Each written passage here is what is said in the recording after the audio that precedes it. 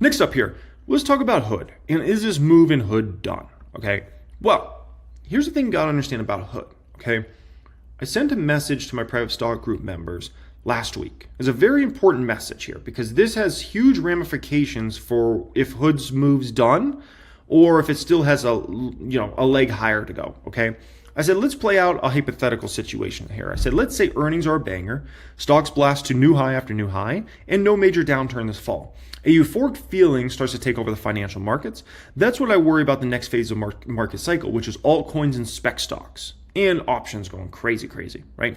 That phase is when people blow their gains they made on Palantir, Bitcoin, Nvidia, AMD, Robinhood, SoFi, etc. that they've made a bunch of money on over the past few years, and they blow their money on spec stocks and altcoins.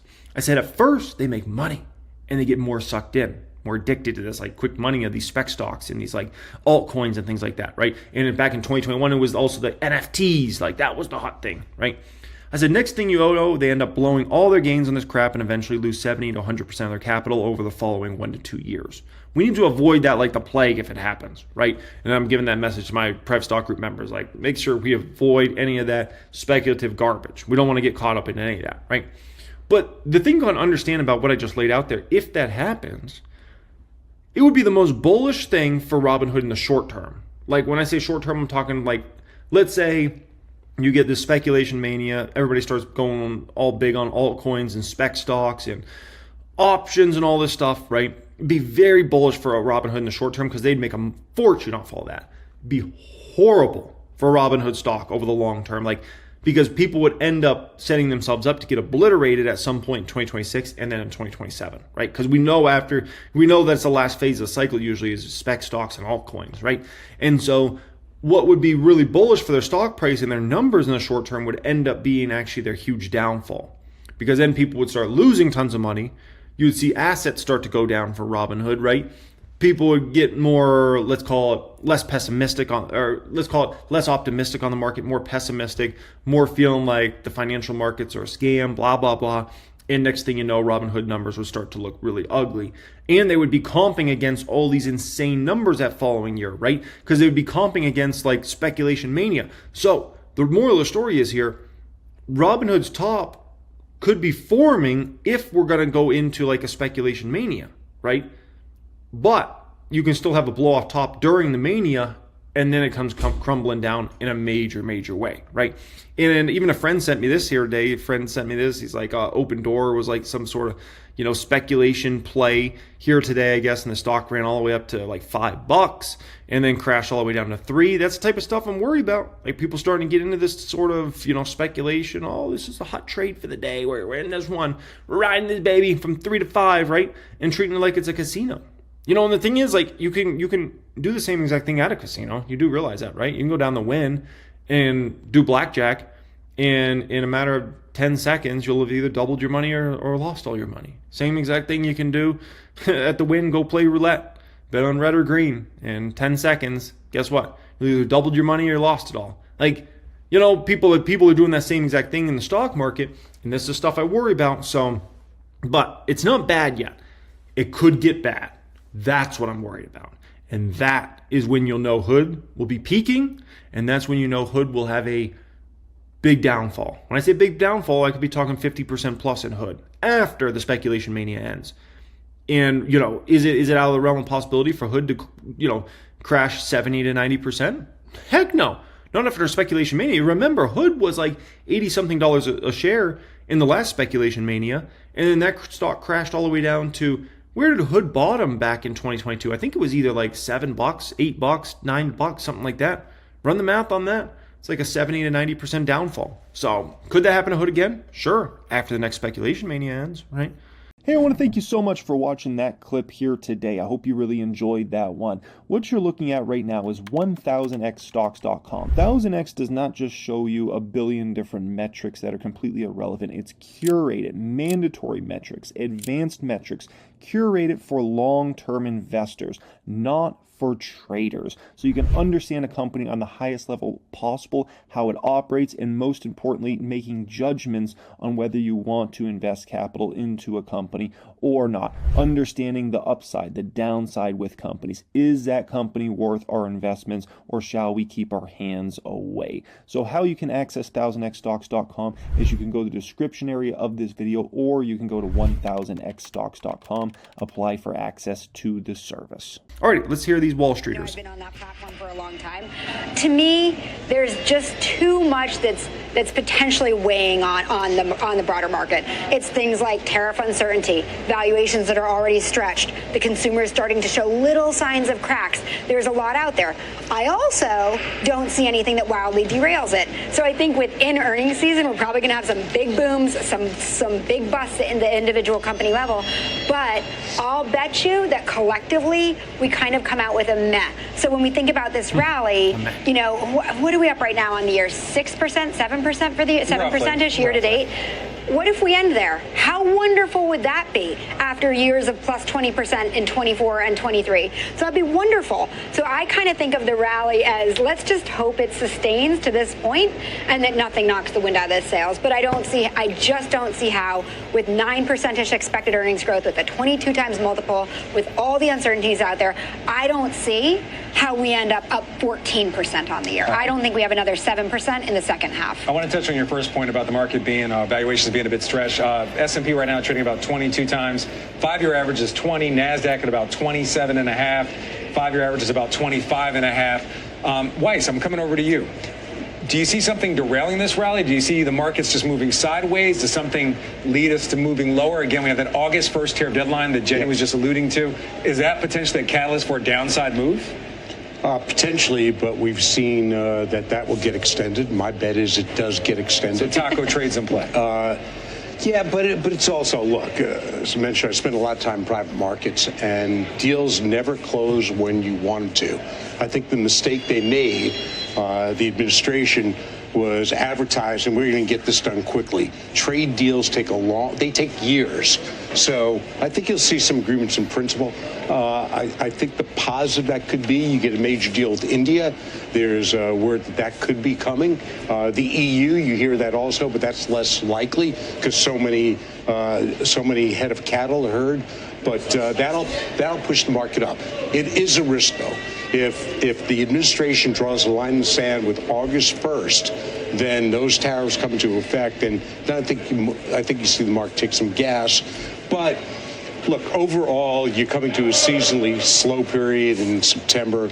That tends to get discounted earlier, and people just don't want to put new capital risk.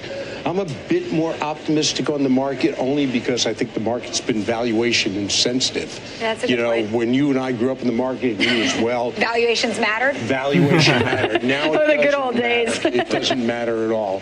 So it's purely Is that because momentum. of AI? Are you saying that investors don't think it matters, or is there some other factor leading to valuations being less relevant? It's not AI. It's not AI. It's just you have a new cohort of investors that are used to markets only going up, and that may be the right thing to do. I mean, you want to stay invested. You don't want to trade markets.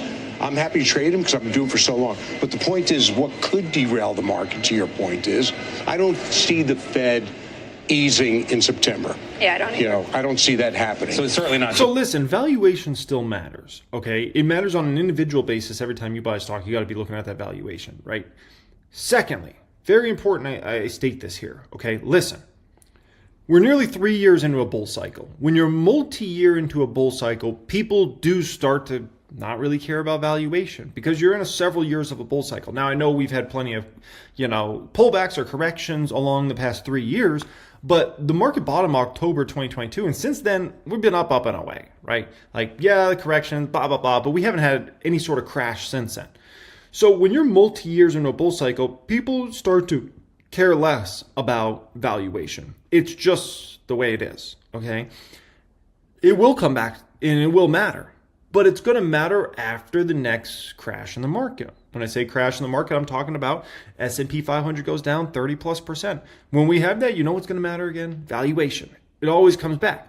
And so now the question is, when's the next 30% downfall for the S&P 500? Maybe it's over the next year, maybe it's 3 years from now, maybe it's 5 years from now. I don't know. But eventually that will happen, right? And then valuation will matter again. And everybody's going to care so much about valuation. That will be a whole thing again. But when you're multi-years in a bull cycle, people tend to look the other way on valuation. That's just the way it is. And I've never seen it not be that way. And so, keep that in mind. But also do remember, listen, a lot of people believe Trump's policies and the Trump economy will be extremely pro-growth, right? And they believe that it's going to mean great things for company earnings. So the Trump economy really starts in 2026, right? All the changes he's making in 2025, it all is laid out and rolled out, right? And then 2026, we really start to see what is the Trump economy, right? In 2027, 2028, and in 2029, even though he won't be in office anymore at that point in time, still 2029 will still be the Trump economy because that will still be his policies. So if the Trump economy is really going to be this boom cycle, right, that some people believe, then valuations are going to come down immensely because the profitability of companies, especially the top companies, is going to go up immensely over the next 4 years. If that happens, right? And so that's a debate. And so if you believe that, then you should be willing to pay higher prices for stocks when it comes to a P/E ratio basis. Then, like Christopher Waller is calling for the Fed to do. Christopher Waller, kind of highlighting his feeling that a cut should already happen, possibly in July. Do you make anything out of that? That Waller, who may also be a candidate to replace I was just going to say that. Right. Is the person coming out and saying this? Right. Consider the motivation, right? You always need to consider the motivation. Consider motivations like canceling Colbert. Yeah, it's the most watched show, but it's economic. Look, while everybody's auditioning now, so everybody's going to be talking about that's a reasonable prospect, and even some underdogs for all about, let's cut. True. But the numbers don't give you the opportunity. We are seeing cracks inflation, meaning going higher.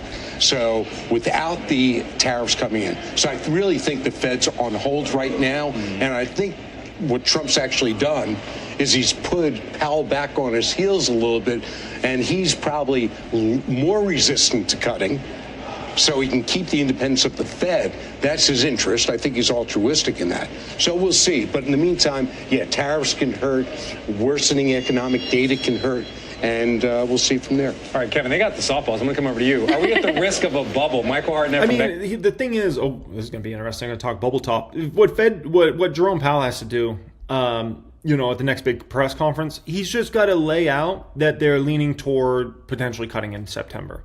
That's it.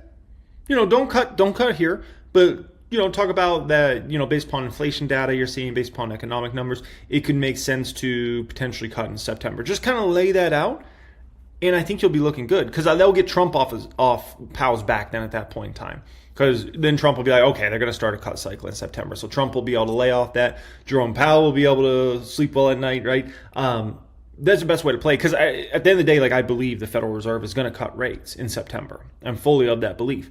And I think Jerome Powell, if I could really get his opinion, I think he's of that belief. And I think a lot of the Fed members are also of that belief. We start the next cut cycle in September. You see inflation continually come in the twos. We haven't seen some crazy numbers because of the tariff drama, right? It's not showing up in the data. So at the end of the day, start the cut cycle and just lay that out in the press conference and boom. America out with a note. A couple data points he's kind of spreading. Equal weight S&P versus the regular S&P at a 22-year low. Small caps versus the S&P at 25-year lows. Value versus growth at a 30-year low. In his mind, all signals U.S. economy is slowing and or U.S. equities are bubbling and we might be in a bubble. Your take? Yeah, I don't see it as a bubble. 2023 was a better example of that microchasm where we really had 7 stocks and there was no breadth. Nothing else was doing any part of the heavy lifting. At least here, it's not just megatech. It's not just AI. We've got industrials. We've got financials weighing in. Well, I don't care about small caps. To your point, though, the Mag 7, they're about half of the earnings growth for this quarter. So it's like 7 stocks doing a whole lot of the lifting. Well, and we need them. Yeah, but here's to be fair. Listen, okay? Those are the strongest stocks in the stock market, right? And that man just said, I don't care about the Russell, I don't care about small cap stocks.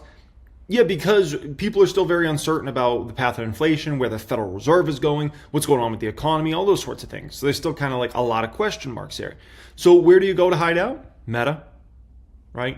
You go to Apple, you go to Nvidia, you go to Amazon, you go to Microsoft, you go to the big dogs. Because those big dogs, what have we seen continually from the big dogs over the past 20 years? They come through. Regardless what happens, they come through.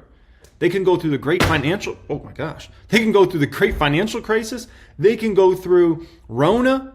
They can go through Obama, Trump, Biden, Obama. They can go through, did I say Obama twice? I meant to say Trump again, okay? 2 times Trump. They can make it through tariffs. They can make it through low inflation. They can make it through high inflation. They've proved this over the past 20 years. They're the most resilient, best companies in the world. And so at the end of the day, like, people feel very comfortable being in those stocks because guess what? Regardless what gets thrown at these stocks the next 5-10 years, they'll make it through to the other side and they'll emerge. The thing is, these companies don't just emerge to the other side.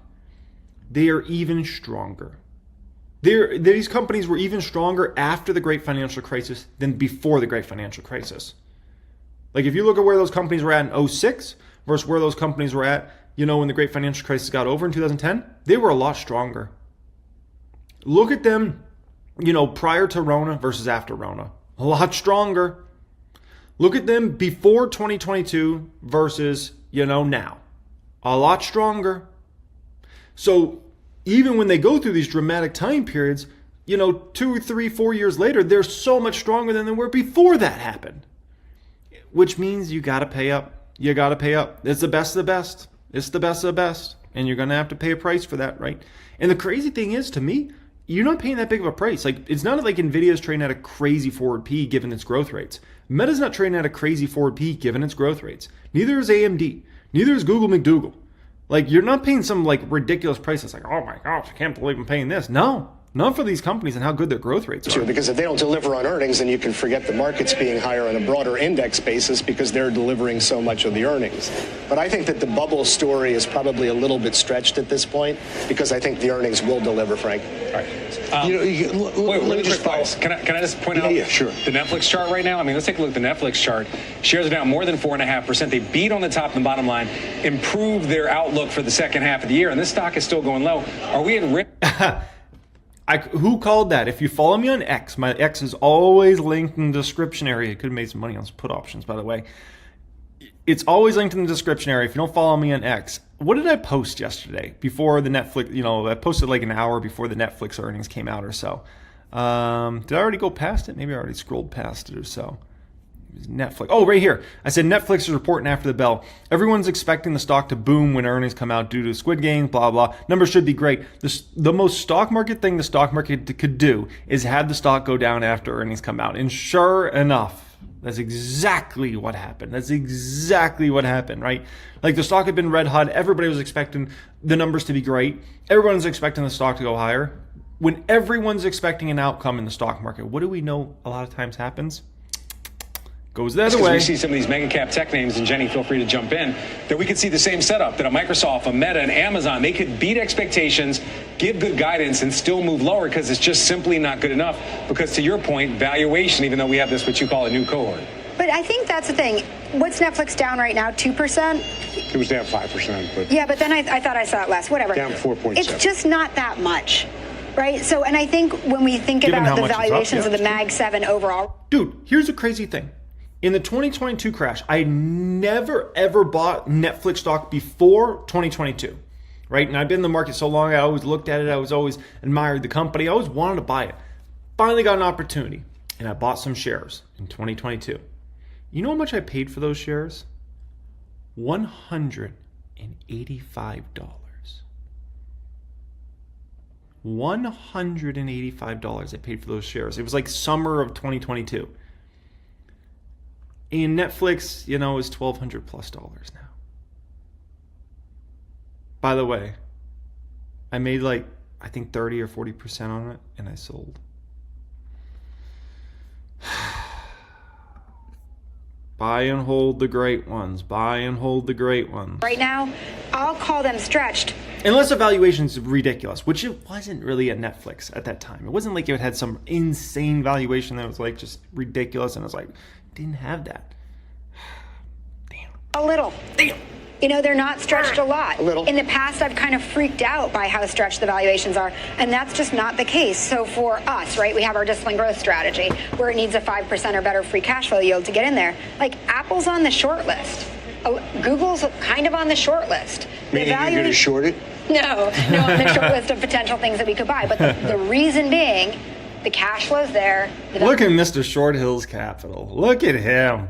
Wow. You get him around some different individuals. This is what we need to tame Mr. Short Hill's Capital. You put this Jenny next to him. He must love Jenny. Like, all of a sudden, he's chill. He's chilling like a villain, right? You put those other two guys next to him. Oh, man. The one guy looks like he, could be a manager at an Italian restaurant in New York City, right? And then the other guy that looks like just annoying. Man, you put those two guys next to him, he's ready to fight. He's always high-feisty. And then also you got, Scott over there. And Scott, I think, has an agenda against him as well. But, man, you put Jenny next to him, Mr. Short Hill's Capital being all smooth. Short list. Meaning you're going to short it? No, on the short list of Smiling, potential laughing. things that we could buy. But the Wow. reason being, What the a cash change. flow's there, the valuations are reasonable. So when we look at the Mag 7, my thought collectively Cheers. is maybe they plateau, right? But I don't see that in frothy Look at territory. it this way. The stock's doubled over the last year. Which one? Netflix. Okay, sorry. Coming back to that. I thought you meant Mag 7. We're going to talk about it later. I'm just saying, is this an example of some of the risk that comes in earnings season where a company does better than expected, they raise their guidance, generally that makes the stock I see move where you're higher. going. No, this is idiosyncratic, right? This is a story like no other story out there. Now, take your question a little further. If you see Google, Alphabet, if they miss because of cloud, and then Microsoft misses because of cloud, those factors, that's more of a market story, that growth, because that feeds into so many other elements of the market. But no, I think people are reasonable. And by the way, Netflix has sold off so many times on earnings that if you sold because of that, then you made a mistake. Boom. 5% here is nothing. It's bupkis. It don't even focus on. But here's what I'd say. If you take a look at a number of the firms that came out and raised their price target in advance of it, and the money that piled in, and now to sell in the news from the traders that got in, they're getting out. Yeah, here's a big thing you guys got to expect for this earnings season, okay? Listen, there's going to be some stocks that report very good earnings. They're great companies, okay? And the stock is going to go down. And that's okay. And you've got to be okay with that. Don't get frustrated. Just understand that happens sometimes. Company comes out, good number, beats, good guide, good conference call. And one little thing happened out of the 100 things and stock sold off. Fine. Sometimes stocks run so heavy into earnings, like there's nothing a company could do to have that stock go up more. Like it's just impossible. It's fine. Like, you got to be okay with that. It's a hard pill to swallow, but it is a pill that needs to be swallowed. Everybody's feeling good. You're not worried about any froth in the market. In fact, I'm not feeling good. I never feel good. Me neither. I always have concern. You look about good, the though. I like market. your pocket square. If you don't have concern and worry about risk in the market as professionals, if that's not your primary concern, then you shouldn't be in the business. All right, let's touch on something really quick. This is an ETF I wasn't that familiar with before today. The Next Generation AI U.S. Sentiment Leader Index, the ticker's BUZZ. Note from BTIG's Krinsky saying he's seeing more and more signs of short-term froth in the market. He's pointing to this ETF up 45% in the last couple weeks, 29% above his 200-day moving average. And some of the top holdings are some of your holdings, Kevin, Robinhood and Palantir. Are you worried that there's a risk of unwind in a lot of these names and that the momentum may be slowing down and possibly moving in the other direction? In all fairness, though, big gainers, similar to Weiss's point, these are stocks that have big run-ups, but worried about some of that momentum unwinding itself. Exactly. I mean, Palantir's up a trillion, bagillion, zillion, dillion, rillion %, like in the past year. Like, let's pull up good old Palantir and let's see what. Oh my gosh.